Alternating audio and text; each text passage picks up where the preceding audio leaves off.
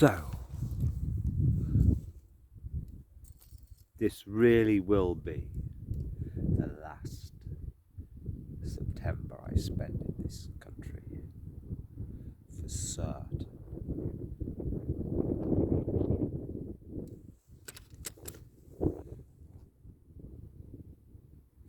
I mean,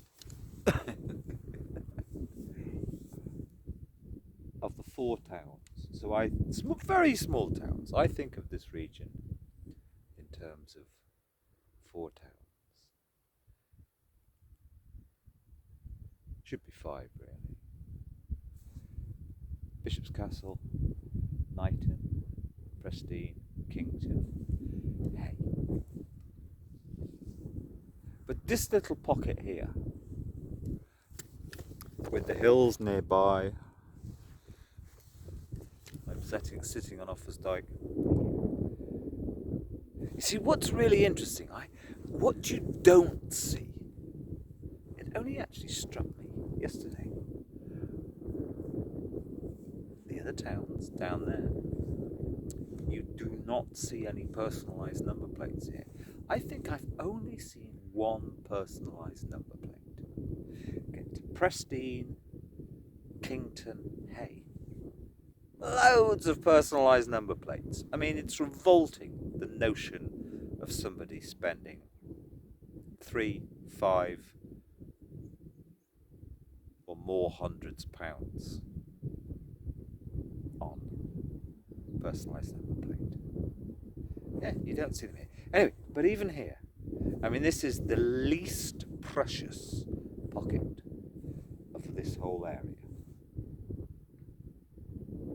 A 50-mile run down the marches.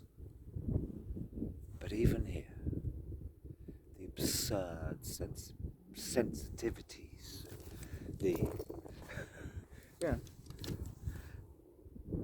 mean, at the end of the day, if you live in the countryside, if you live in a rural place away, like here, this spot here, for example. If I lived here, I have been living up the hills there. 15 miles away, I was living there essentially most of the time for 3 or 4 months working. But you have to every week, a minimum, come down and have a little bit of, even if it's just going to the shop and having a cup of coffee out. I never go out at night, but to have some kind of connection with the community. But no, even here,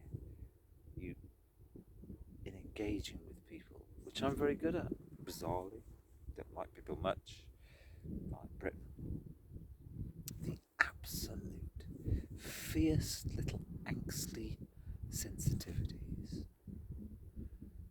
just in the great majority of people you encounter. It's not worth living here.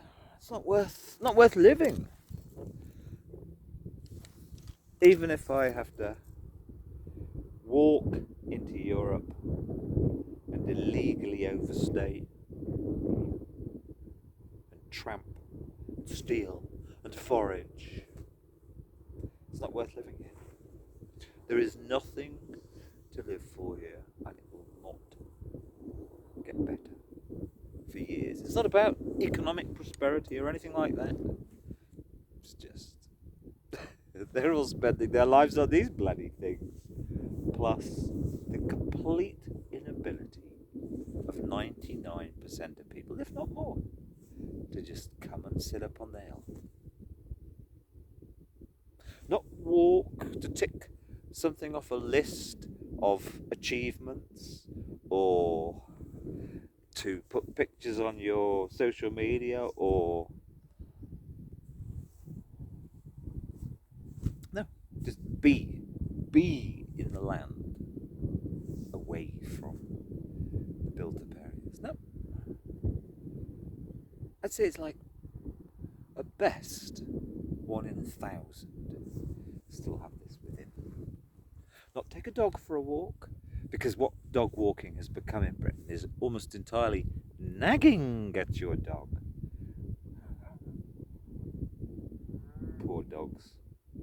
Anyway, there we go. Not hunting the land, not photographing the land, not counting species off as a bird or whatever. No, just literally being in it.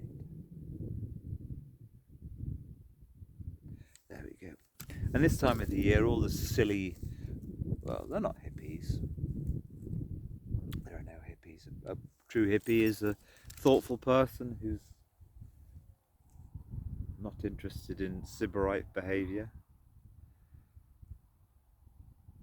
The fake, well, they're not hippies. They're not travellers. They're not anything. They're just these people who've moved out from largely Birmingham, although they never admit it, over to areas like this, and they dress grungily, and quite a lot of them talk of themselves in terms of being part of some great tribe. Not great tribe, but this all came about in the rave culture. What's rave? Going to a very small, shabby little festival in the middle of nowhere and having drugs. But I'm not interested in that. Okay, that was of its time. But now, this time of the year, they're all obsessed. So when do the magic mushrooms come out? Which, sorry, let's just deal with this. Well, he's not one of the top intellectuals in the world, but Mr. Sam Harris, I was listening to his podcast last night or the night before, his latest one. The sun's coming out now. I mean, it's so funny.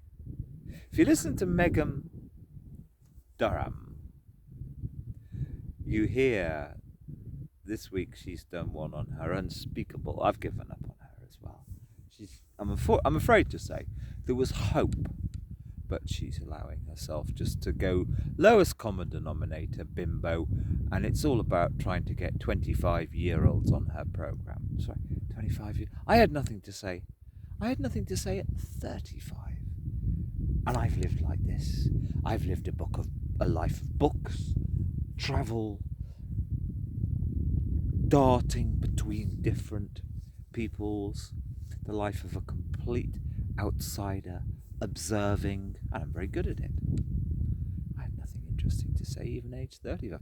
Oh, I had lots of interesting things inside myself percolating, and I knew that most of what I'd encountered in life was wrong, except for having kids. But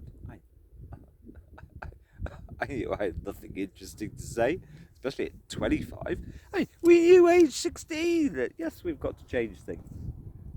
Of course, that's interesting, but they can't speak authoritatively of how in the real world 25-year-olds. Anyway, why did I mention her? Yes, so she's done one on the how all these absurd, well, they're media obsessed. They never say that, but the wellness women have all made themselves ill by so much wellness and obsessing over wellness. But within that is like, oh yes, and part of it is I do actually like her for having a go at the yoga lot. But within that, they make the slight dig, or she makes the slight dig. You've got to have authority to make digs. You've got to be 50. Yeah, they make a slight dig at this sort of meditation gurus. Now, what's happened is that these meditation gurus, Mr. Sam Harris being one,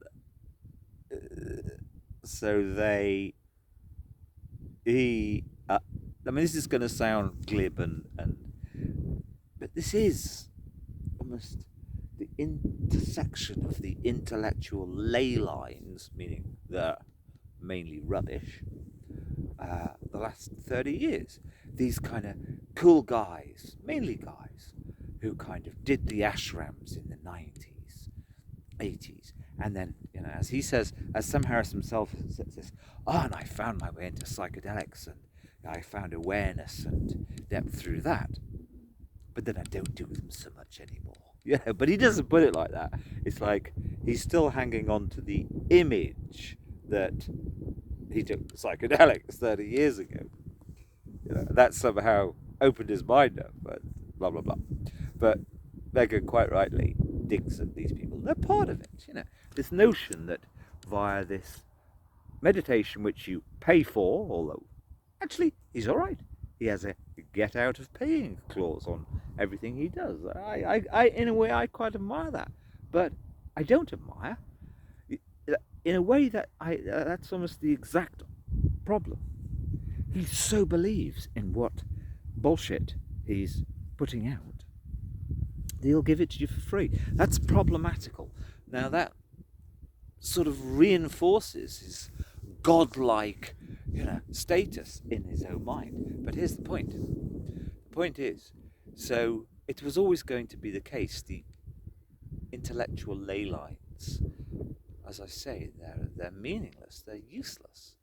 So he allies himself, he came to prominence because somehow he got himself to some slightly public position and got good at doing the fucking internet. As Dawkins brings his book out, The God Delusion, and goes public as so Sam Harris considers himself like, oh, I was one of the 4 original, I think he says, out there public, powerful, authoritative atheists.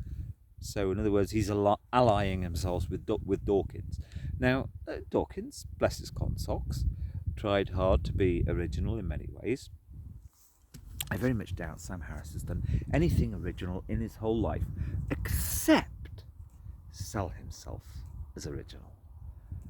And I very much doubt, and I'm so glad to hear Megan having a dig at I mean, this is meditation. This is meditative, sitting here on the hill and deciding, is there anything that can be said about the human condition? And the answer is, there isn't. Well, there are 1 or 2 little things that you don't need to pay anyone for because they've been in some literature, some ancient writings forever. Fait accompli is a wonderful thing. In other words, know when you're beaten. Great for the soul. It's meditative. Anyway, but you can't, I'm afraid to say these areas are full of people who've bought into this whole thing. And this is less bad than the other places, but they're all, it's like, it all went bleak in 2020. And now it's remaining bleak because our fuel prices are going up and now our interest rates are going up. In other words, basically, Britain is just obsessed with houses. Full stop. That's what Britain is. They can't just say it like that. They can't say that the whole of politics, society, economics, the other 2 things sort of, and they do emanate from politics. It's based on your fucking house price. To listen, I was listening to Money Box Live this afternoon, and you have people phoning in. It's just like, they're so full of self-importance. Oh, my little variable rate is about to expire, and my mortgage broker has told me that he's unavailable to me for 10 days. Join the fucking queue. It's just politics, love. It's politics. The endless roll of the dice. And anyway, I'm talking too long because it's not worth talking.